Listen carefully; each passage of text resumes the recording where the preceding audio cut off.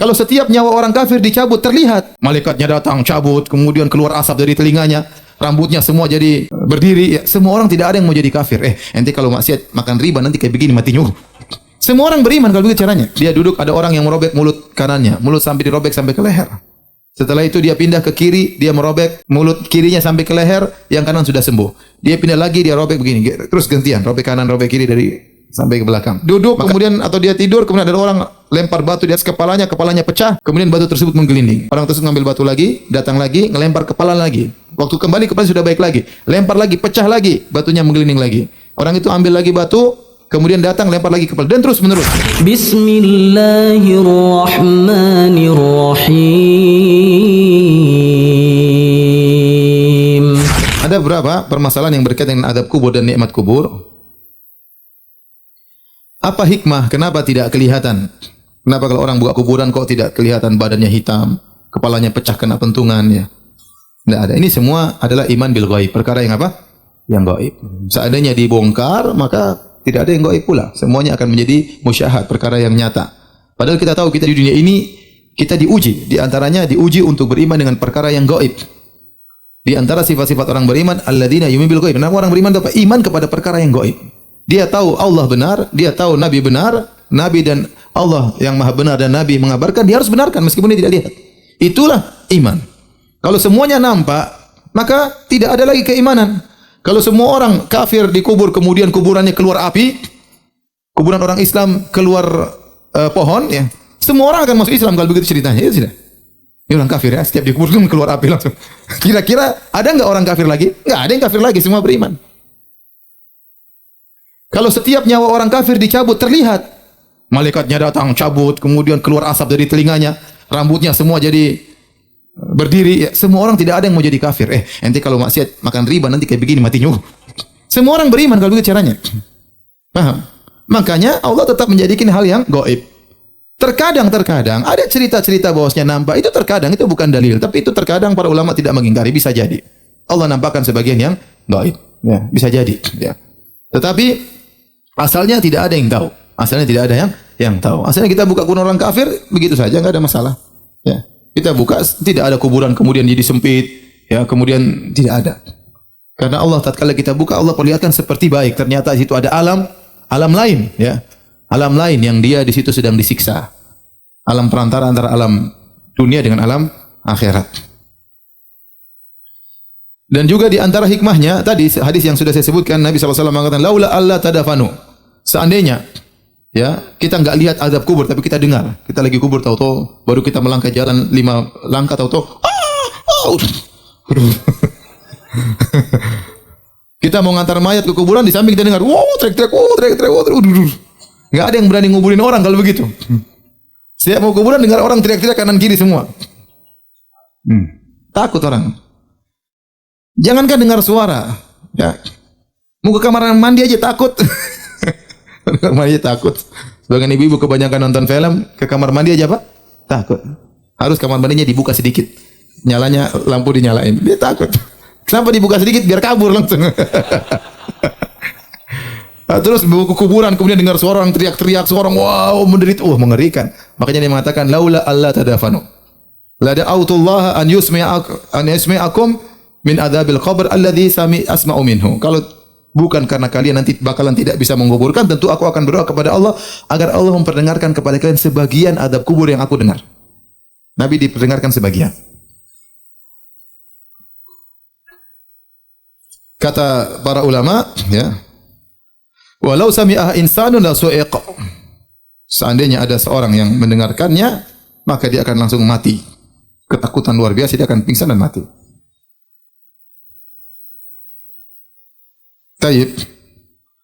Ada bermasalahan yang disampaikan juga, ya, tentang masalah adab kubur dan nikmat kubur. Apakah nikmat kubur dan adab kubur hanya mengenai ruh atau juga jasad? Zahir hadis, fatu'adu ruhuhu, ruhnya dikembalikan kepada jasadnya, fayujlisani, kemudian malaikat menundukkannya, kemudian malaikat menyiksanya. Ditanya enggak bisa jawab, dipentung oleh malaikat. Ini zahirnya kena jasad dan apa? Dan ruh. Ya, tetapi kita sebagaimana dijelaskan Ibnu Qayyim rahimahullahu taala, hubungan antara ruh dan jasad ada 3, saya ulangi. Di dunia yang paling merasakan pertama adalah jasad. Luka semua yang pertama jasad. Kemudian ruh terkadang terikut merasakan sakit tersebut. Kalau di alam barzah yang paling utama adalah ruh. Kemudian jasad mengikuti. Kalau di alam akhirat sama-sama. Ruh dan jasad sama-sama 50%. Nah, seandainya ada orang jasadnya tidak ada, jasadnya dimumikan, diikat, ruhnya disiksa. Kalau jasadnya ada, ruhnya dikembalikan dan disiksa ruh dan apa? Jasadnya. Dan wallahu ala kulli syai'in qadir, Allah Maha Kuasa atas segala sesuatu. Demikian dalam satu hadis, ya. Jadi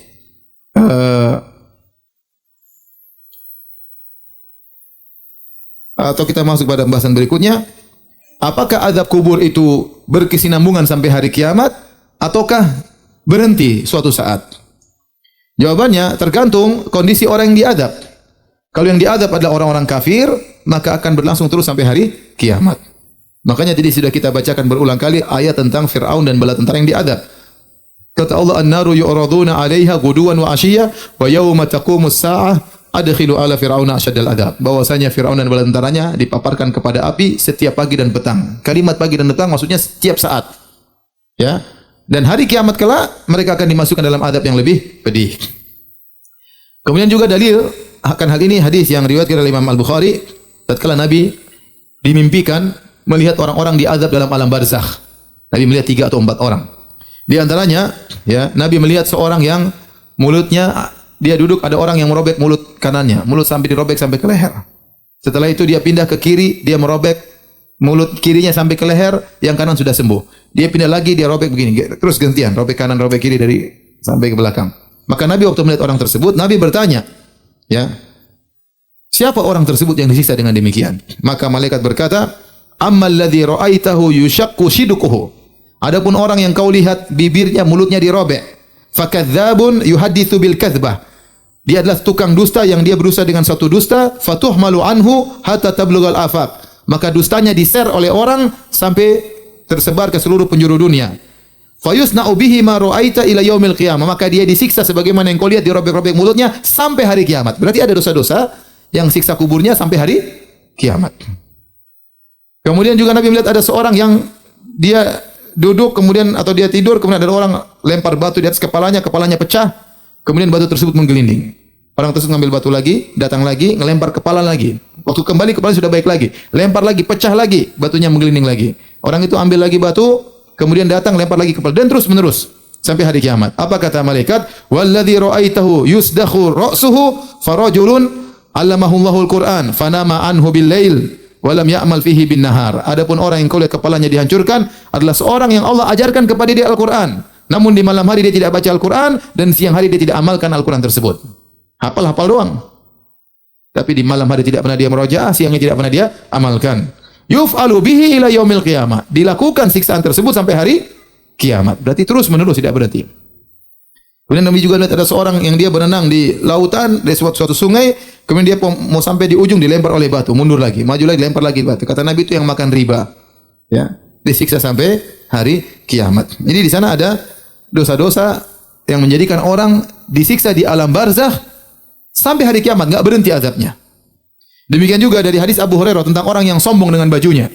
Kata Nabi SAW, "Bainama rajulun yamshi fi hullah." Tatkala ada seorang berjalan dengan baju yang indah. Hullah itu 2 kain, sepasang kain yang indah. Tu'jibuhu bi nafsihi. Dia senang, bangga dengan baju tersebut. Murajjilun jummatahu. Dan dia menyisir rambutnya panjang. Jadi penampilannya oke, rambutnya oke, pakaiannya indah. Idh khasafallahu bihi, tiba-tiba Allah benamkan dia. Dia sedang berjalan dibenamkan oleh Allah. Fahuwa yatajaljalu fil ardi ila yaumil qiyamah. Dia digoncangkan di dalam bumi sampai hari kiamat, disiksa. Karena sombong dengan penampilannya dan sombong dengan apa? Bajunya. Ini dalil bahwasanya ada azab di alam barzakh yang tidak berhenti-berhenti sampai hari kiamat kelak. Ya. Makanya para pelaku maksiat, ya, kalau orang kafir jelas tidak berhenti. Adapun pelaku maksiat dari kaum muslimin, ada di antara mereka yang azabnya terus-menerus, ya, ada di antara mereka yang azabnya berhenti. Dan ini adalah konsekuensi di keadilan Allah Subhanahu wa taala. Jika dosa mereka tidak terlalu parah, ya, maka mereka diadab kemudian sampai ada waktu tertentu berhenti, ya, sesuai dengan yang pantas bagi mereka, ya, sesuai dengan kadar dosa yang mereka lakukan. Baik, kita menjelang terakhir kita akan bahas tentang sebab-sebab azab kubur. Apa sebab-sebab azab kubur? Secara umum dosa-dosa menyebabkan azab kubur secara umum. Dosa-dosa menyebabkan azab kubur. Namun di sana ada beberapa dosa yang dinaskan secara tegas menyebabkan azab kubur. Di antaranya adalah ghibah dan namimah. Di antaranya ghibah dan namimah. Di antaranya tidak bersih tatkala cebok dari kencing. Dalam hadis yang masyhur kata Nabi sallallahu alaihi wasallam dari Ibnu Abbas berkata, "Marra Nabi sallallahu alaihi wasallam bi kubrain." Nabi melewati dua kuburan. Nabi berkata, "Innahuma la yu'adzabani." Sungguhnya penghuni dua kuburan ini sedang diazab. Wa ma yu'adzabani fi kabirin, dan dua-dua ini sedang diazab bukan pada perkara yang besar. Artinya mudah mereka tinggalkan. Apa susahnya cebok dengan bersih? Kan mudah, tapi dia buru-buru sehingga dia tidak pernah bersih. Apa usahanya tidak gibah? Diam aja, kan selesai. Susah atau tidak gibah? Susah, senangnya gibah. Bisa ditinggalkan, tapi mereka tidak meninggalkan. Kata Nabi, "Fa amma ahaduhuma fakana la yastatiru min bauli." Yang satu diadab karena tidak bersih dalam ceboknya, cebok buang kencingnya. Wa ammal akhar fakana yamshi bin namimah. Yang satu dia diadab karena namimah. Namimah itu mengadu domba di antara manusia. Al-Imam Al-Bukhari rahimahullahu taala membawakan hadis ini tentang orang diadab karena namimah dalam bab tentang adab kubur karena ghibah, ya. Karena ghibah.